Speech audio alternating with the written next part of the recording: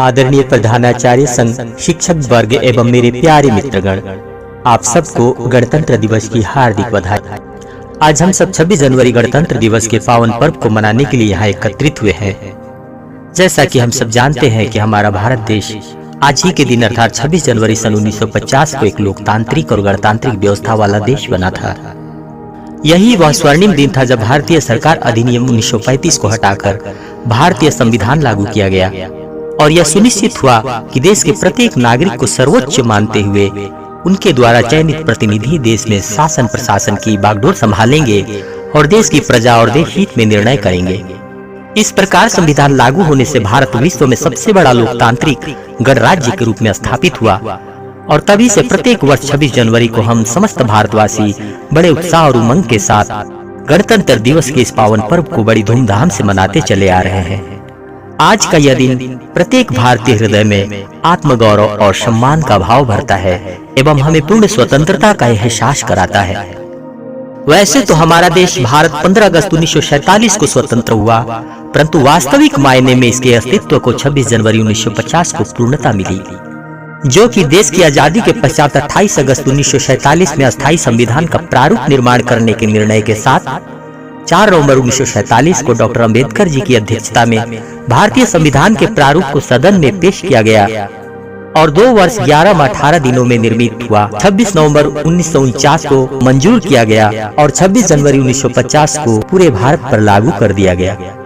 परंतु यह गणतंत्र दिवस हमें इतनी आसानी से प्राप्त नहीं हुई है,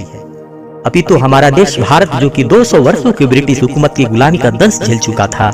इसकी आजादी के लिए अनगिनत देशभक्त वीरों ने अपने प्राणों का बलिदान किया था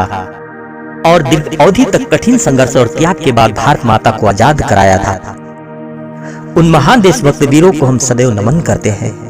जिनके कारण हमें आजादी प्राप्त हुई। परंतु देश की आजादी के साथ देश को शक्ति संपन्न बनाने हेतु एक मजबूत संविधान का निर्माण करना आवश्यक था, जिस संविधान के तहत हम समस्त भारतवासी एक समान अधिकार और स्वतंत्रता के साथ भारत में रह सके। अतः गणतंत्र के इस राष्ट्रीय पर्व पर हम सबको अपने देश की आजादी में अपने प्राणों को उत्सर्ग करने वाले महान देशभक्त वीरों और अपने जीवन को समर्पित कर देने वाले देशभक्त जैसे भगत सिंह, राजगुरु, सुखदेव, चंद्रशेखर आजाद, सुभाष चंद्र बोस, महात्मा गांधी, पंडित नेहरू, वल्लभ भाई पटेल, लाला लाजपत राय आदि जैसे महापुरुषों के अतुल्य योगदानों को स्मरण करते हुए, उन्हें नमन करते हुए, उनके कठिन संघर्षों और त्याग द्वारा मिली अपनी स्वतंत्रता के साथ साथ अपनी जिम्मेदारी और कर्तव्यों का निर्वहन करे और साथ ही अपने देश की एकता, अखंडता और संप्रभुता की हिफाजत करते हुए समाज में व्याप्त भ्रष्टाचार, अंधविश्वास, आडंबर, अशिक्षा, सांप्रदायिकता, गरीबी, प्रदूषण आदि जैसी क्षतिकारक समस्याओं को जड़ से दूर करने का प्रयास करें और भारत को अपनी सांस्कृतिक विरासत के साथ कृषि, वैज्ञानिक, टेक्नोलॉजी, स्वास्थ्य, शिक्षा आदि के क्षेत्रों में अधिकाधिक प्रगतिवान बनाने में अपना सहयोग करेंगे। इन्हीं संकल्पों के साथ मैं अपना वक्तव्य यही विराम करता हूँ। धन्यवाद। जय हिंद।